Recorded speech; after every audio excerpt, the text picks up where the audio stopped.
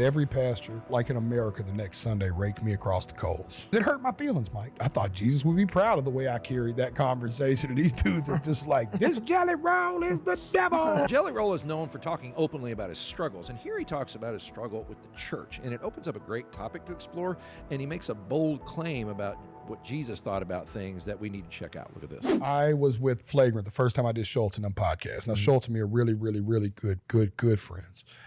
And we were talking about my relationship with the church because I have a cross on my face. I'm a man of faith. I'm very public about it. Smoke weed. I also do a lot of things that don't look godly, right? And I just told him how I felt about the church on that podcast. I won't reshare those feelings here. They're online. You can go look them up. And I just said, but I love God, and this is how I feel about the church. And man, did every pastor, it felt like in America the next Sunday raked me across the coals. But I had 3 of the biggest pastors in the world reach out to me and go, that was the bravest act of Christianity we've ever seen, was you going to do that. And you know what I realized in that moment, man? Man, what God's got for me, he's sending, baby. I don't know what, if them other dudes didn't come, they wasn't for me, and that's fine. God, put me where I'm celebrated, not tolerated. That is my request. Put me where I belong.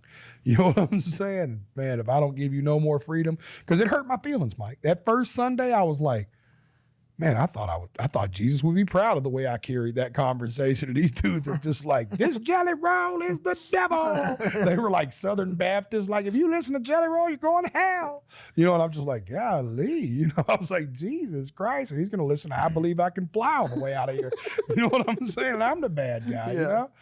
But, well, I obviously hate to hear that, and I did not hear the podcast. On the other hand, I know that can happen, and there's a lot of church hurt out there, and I don't know what the nature of his hurt was. I do know that there is a struggle between the idea that absolutely Jesus hung out with sinners and went after people who would fall in the Jelly Roll category, who aren't all there yet and everything else. But Jesus also had high standards, so I don't know what kind of, there's always that tension between holiness that we expect to be lived out by people who claim to be Christians and those who slip up and all that, and it becomes very, very difficult in the course of, you know, just trying to represent Jesus well in the culture. So it'd be interesting, and I hate the fact that he got raked over the coals so bad, but I don't know which one I would have joined. I haven't heard it.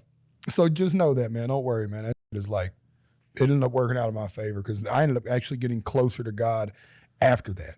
Yeah, I picked up my Bible for the first time in a decade after that conversation. I started allowing a pastor to pour into me for the first time after a decade. Like it was a breakthrough for me. So on the other side of all that pain I felt, and the fact that there's still on average like 20 or 50 churches a Sunday that talk about me in a bad way, that's just part of it. Dude. Sounds like Waterboy, the movie Waterboy. Yeah. Foosball's the devil, Bobby. Yeah, they got your picture on the, they have your picture on the wall in the church. They're like, this is Satan right here. But the other guys were like most mega church. I mean, most big pastors and a lot of authors hit me up and was like, "Man, that was accurate. You didn't tell a lie. The church just don't know how to deal with the truth." I'm a little confused how like sometimes with certain sects of religion, sects SECTS, yeah, can't agree on their own like teachings, like something that confused me. We had Cliff and Stuart Connectley on the podcast, and I asked them about evolution, right? And they were like, yes, so scientific evolution, yeah.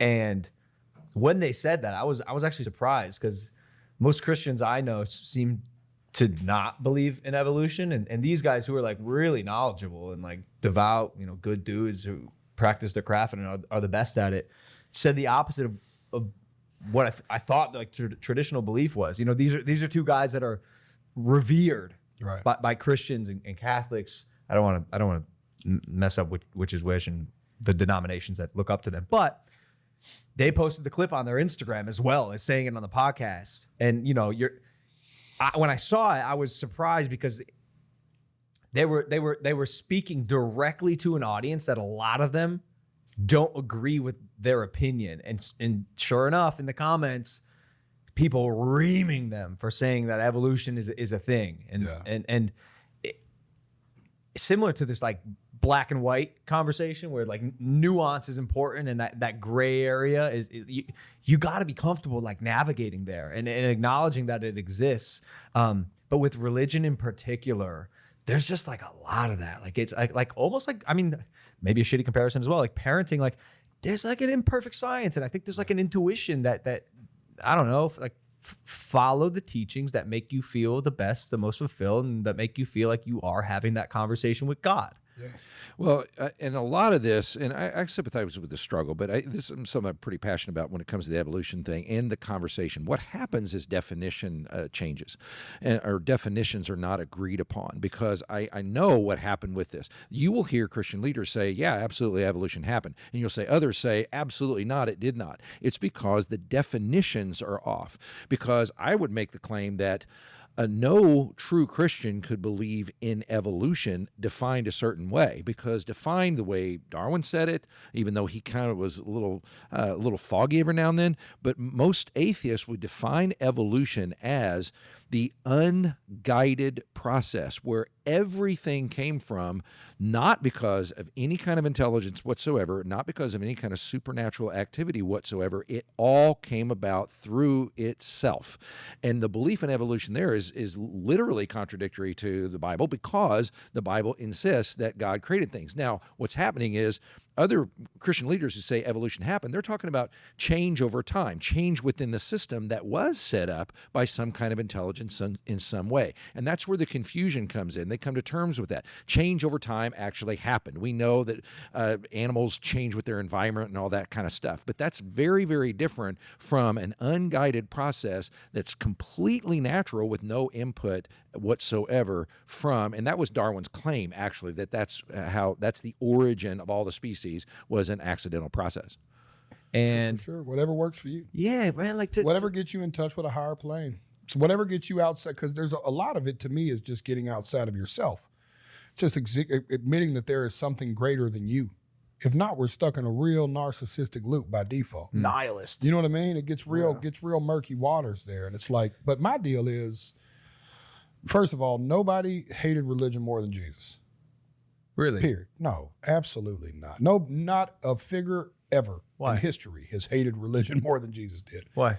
He thought it was just a complete kind of a sham. He thought they had turned the temple into a merchant. They thought it was more of a money gag than it was. I'm not telling you nothing the Bible don't say about Jesus, for the record. Go do your own research, come up with your own ideals, and that's what I did. I read the same book everybody else read. Maybe they read it different.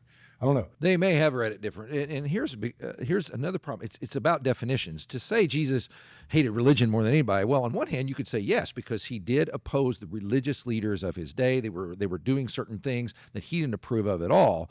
But you can't say that he hated religion altogether as a category if you define the category as belief in a higher power, in having certain practices. I mean, he gave us practices like the Last Supper. He gave us practices like baptism. He gave us things to do and even rules to follow or standards to uphold, and that could be categorized as religion. So I wouldn't say he hated all of religion more than anybody.